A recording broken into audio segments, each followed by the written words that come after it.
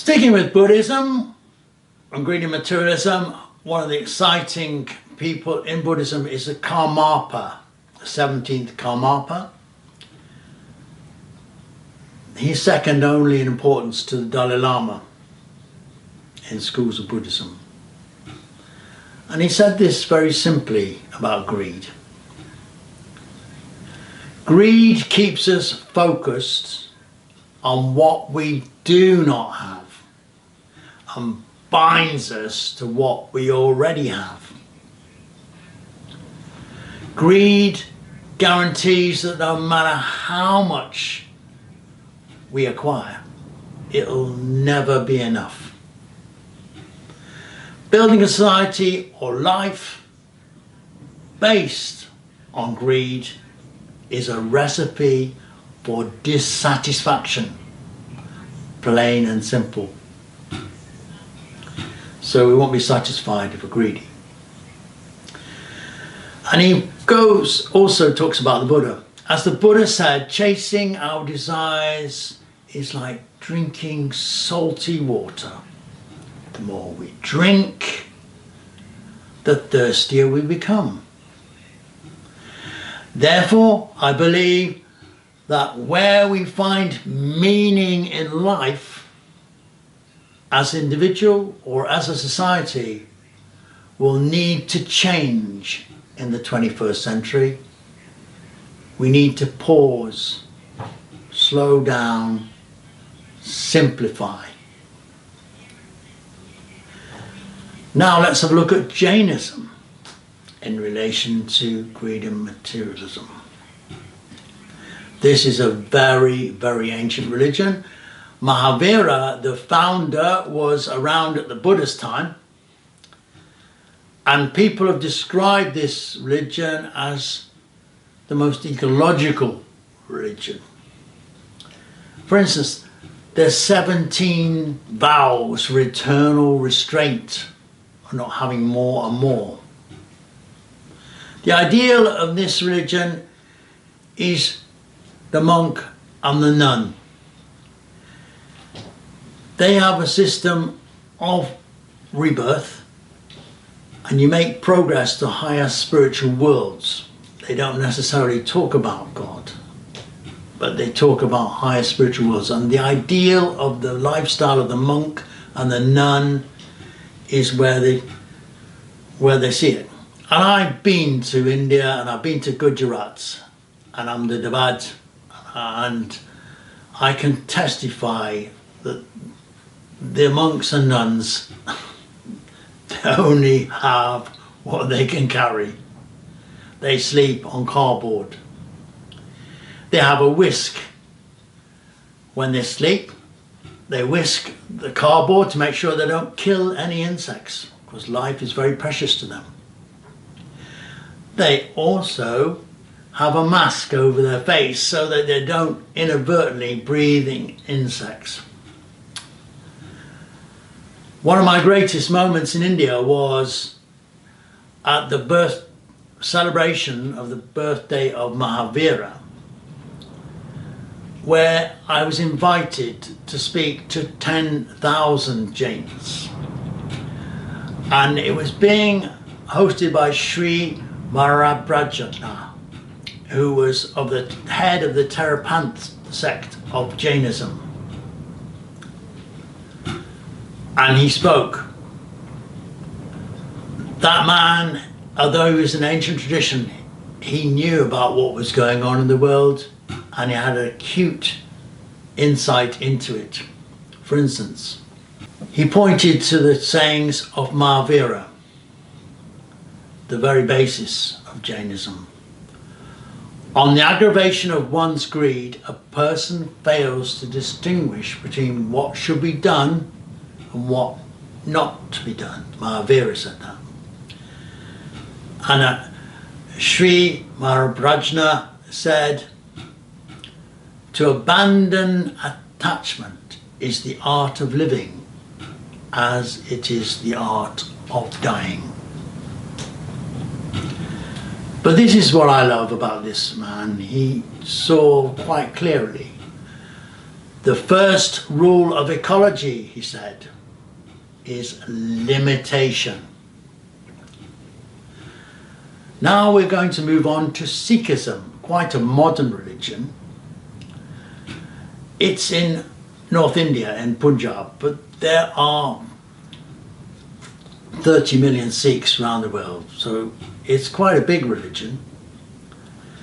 And it was founded, fifth largest religion, and this is the centre, the Golden Temple, beautiful building which I visited.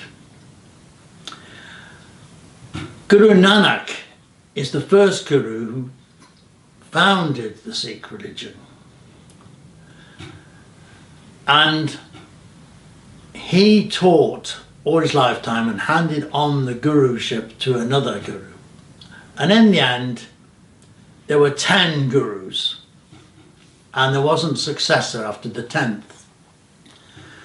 So they said, let's compile all our teachings into a holy book called the Guru Granth Sahib, and that is the guidance for Sikhs to live by. And the whole point of Sikhism is God realization.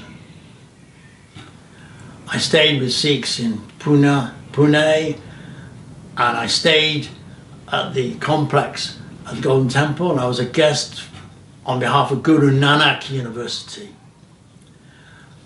And Sikhs, wherever they've been in the world, are quite successful, because it was an interesting thing to me that when you're in Delhi, you're hassled with begging, people poor, fine. But in the Sikh way of life, everybody has to earn their living. They're expected to live a normal life, but a God-conscious life. And they did a lot in India for actually women's education. So, let's have a look at what Guru Nanak said. Well, he just said, riches cannot be gathered without sin. You make money, there will be sin involved. The Guru Granth Sahib says, lust and wealth are poisons, heavy and hard. And it said, again another quote, I've seen the world being destroyed by greed and egotism. Only by serving Guru God is realized and the true gate of salvation found. So Sikhs are very moral and very concerned about nature. A lot of their poetry in the Guru Granth Sahib is beautiful poetry about the divine nature of nature, a God in nature. Now we're looking at another tradition, Taoism. Taoism has 20 million followers in the world. It's mainly based in Taiwan. But it was a very, very big religion in China at the time of the emperors, and in fact was the imperial religion at one time, alternating between Buddhism and Taoism. It's 8,000 years old. What is it about? Well, it's about teaching of the way, the Tao. It's hard to define what that is. It's a path. But I suppose it's a way of finding harmony with the essential principles of nature and the underlying reality, being in harmony with nature. So nature is very important. And the idea, the ultimate ideal, is the sage, the wise man.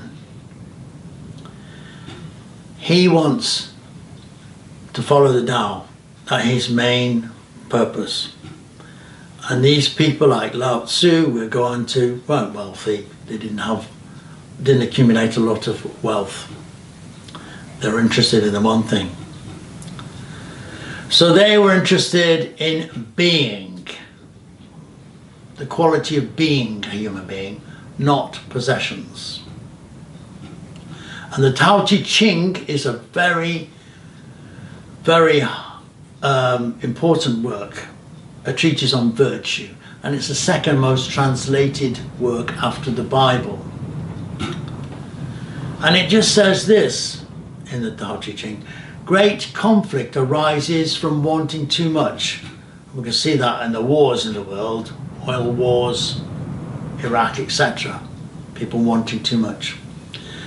I say Lao Tzu was a man that purported to have disappeared to the mountains, but before he went, he wrote this Tao Te Ching, this holy work. And he said, when a man seeks external things, he's going away from the great Tao, which is also a process of going away from the inner nature of all virtue. So you're going away from it if you desire things. He also said, the wisest person trusts the process without seeking to control it, takes everything as it comes, lives not to achieve or possess, but simply to be all that he or she can be. He also said, if you want to be given everything, give everything up. And describing what the master is like, he said the master has no possessions. The more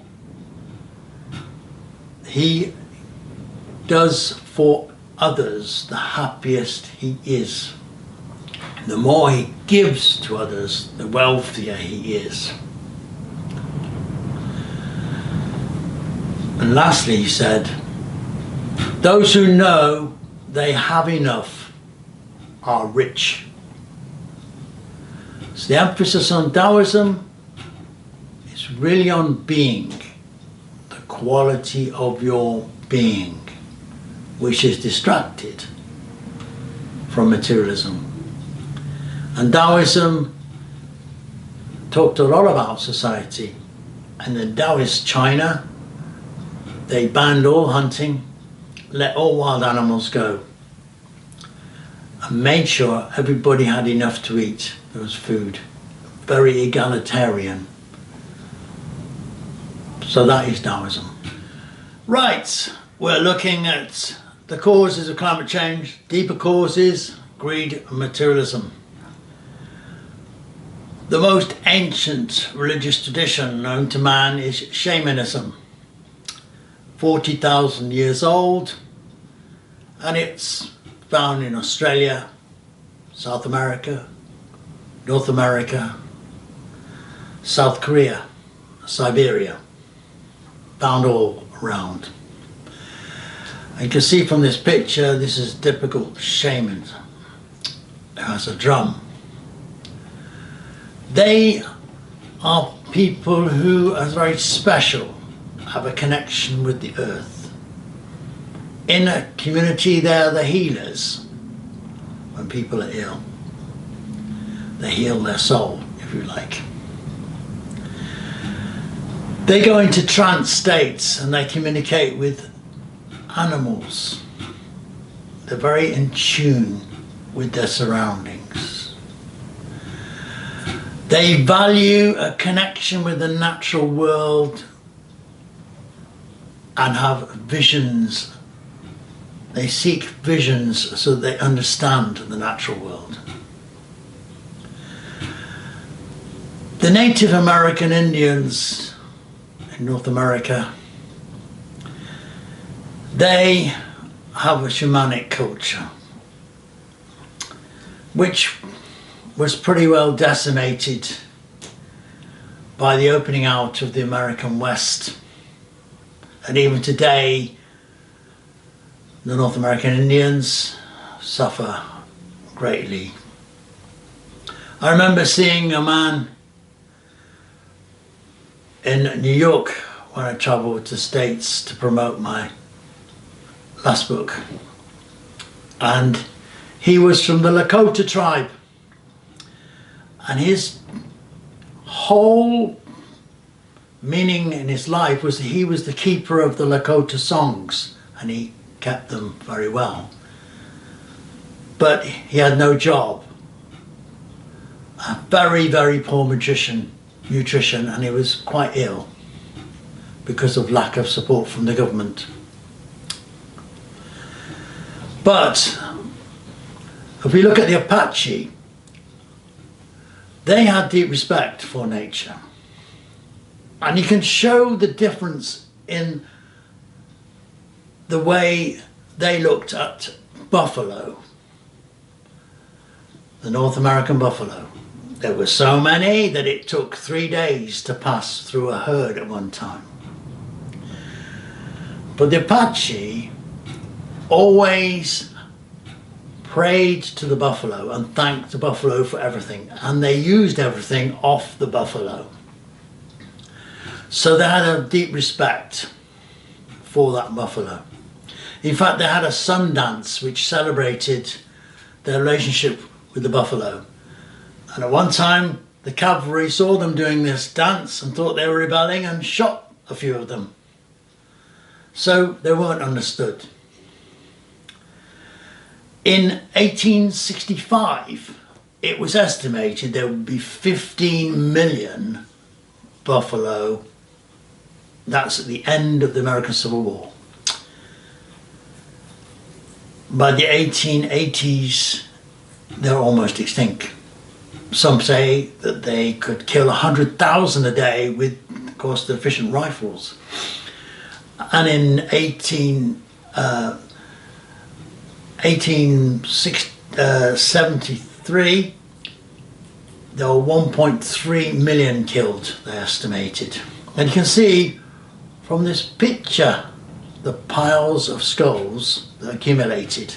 And somebody enterprising person said, oh, dead buffalo skulls, we'll grind them into fertilizer.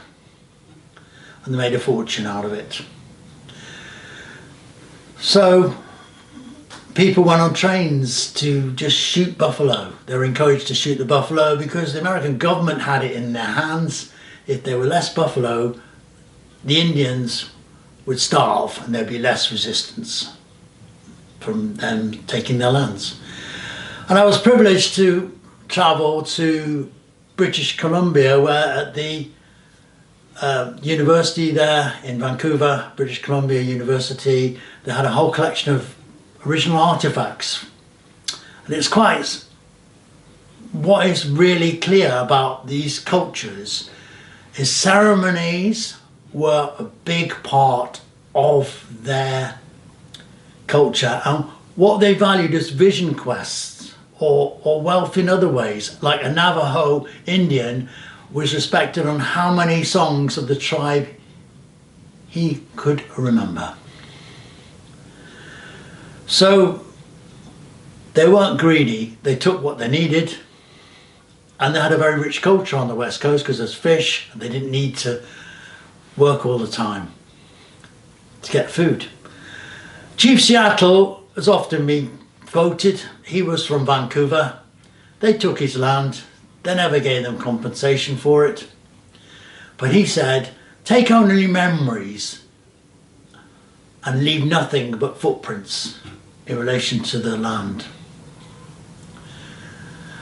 The Arapaho were another Plains Indian tribe, and they said, take only what you need and leave the land as you found it. So that shamanic culture is very respectful of nature and sees greed as a way of something that gets in the way. You take what you need and you look for spiritual or ceremonial experiences, vision quests if you like. You don't look for amassing lots of material things. Now we go on to our final spiritual tradition, the Baha'is. You may not have heard them, but they're the 7th largest religion in the world. They were developed in 19th century and modern day Iran. The founder was Baha'u'llah. He was from a rich family, but he had to go into exile. He was persecuted most of his life. But he developed this idea that the purpose of life was to serve humanity and spread his teachings. His son was Abdul Baha, who was also a very spiritual man who came to the West. What they said, he defined a Baha'i as to be a Baha'i simply means to love all the world, to love humanity and try to serve it. And he said, man in reality is a spiritual being, and only when he lives in the spirit can he truly be happy. The Baha'is think that there is one God, you serve one God. But unusually, unlike other religions that might be sectarian, saying we've got the way, no other way, they recognize and honor all previous spiritual traditions in the Baha'is and say that their modern person, Baha'u'llah, is just one of many. But it's a very modern religion which came into being to try and bring people together, to have one nation. Baha'u'llah said the danger of modern civilization is if it's carried to excess, civilization will prove as prolific source of evil as it has been of goodness, when kept within the strengths of moderation. Again, we finish with those words, moderation. That is the natural way to be. What all these spiritual traditions are saying is that greed and materialism don't make you happy. You might have satisfaction for a short time, but they're saying whatever path you take, the spiritual path, recognizing a metaphysical reality, just not a physical world, and that's all there is the only way to live a happy and contented life. In future videos, we're looking at other deeper causes of climate change. Thank you.